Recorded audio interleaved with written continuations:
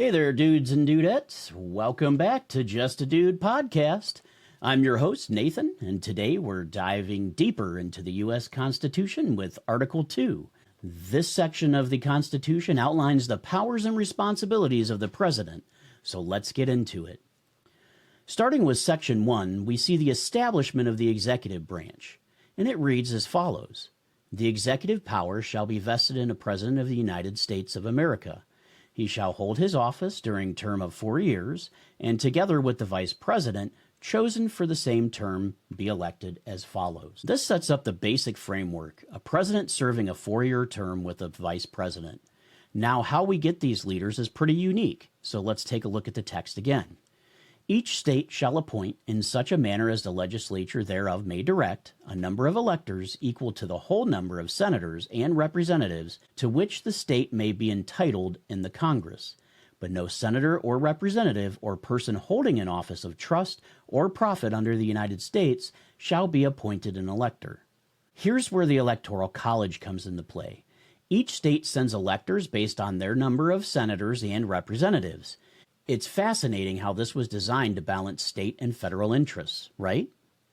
Moving on, the electors shall meet in their respective states and vote by ballot for 2 persons, of whom one at least shall not be an inhabitant of the same state with themselves, and they shall make a list of all the persons voted for and the number of votes for each, which list they shall sign and certify and transmit sealed to the seat of the government of the United States, directed to the President of the Senate. The President of the Senate shall, in the presence of the Senate and House of Representatives, open all certificates, and the votes shall then be counted. The person having the greatest number of votes shall be the President, if such number be a majority of the whole number of electors appointed. And if there be more than one who have such majority and have an equal number of votes, then the House of Representatives shall immediately choose by ballot one of them for President. And if no person have a majority, then from the 5 highest on the list, the said House shall in like manner choose the President. But in choosing the President, the vote shall be taken by states, the representatives from each state having 1 vote.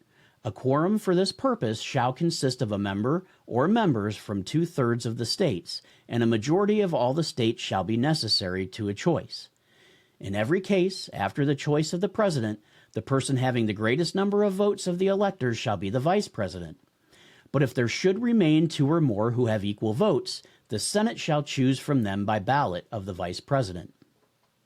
The Congress may determine the time and choosing of the electors, and the day of which they shall give their votes, which day shall be the same throughout the United States. This part details how electors vote and how the votes are counted, leading to the election of the President and Vice President.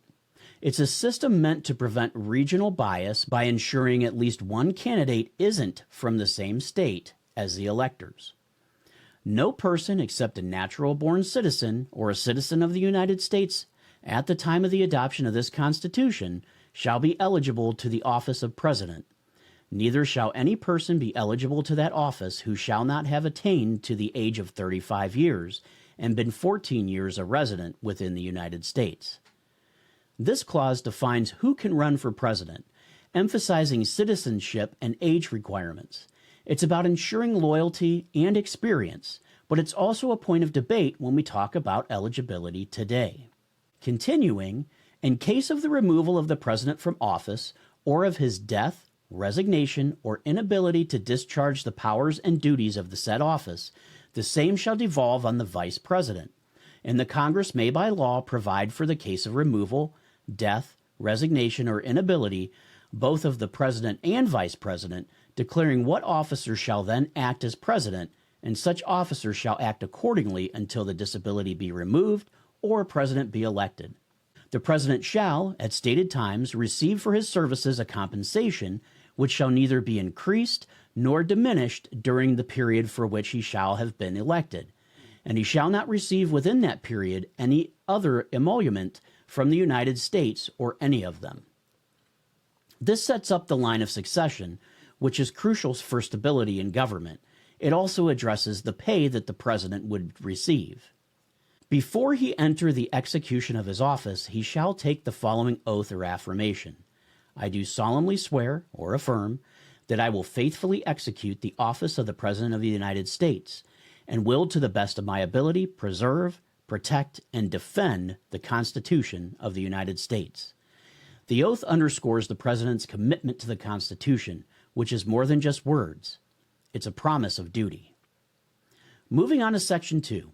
In Article 2, Section 2, we see, the President shall be Commander-in-Chief of the Army and Navy of the United States, and of the militia of the several states, when called into the actual service of the United States. He may require the opinion, in writing, of the principal officer in each of the executive departments upon any subject relating to the duties of their respective offices.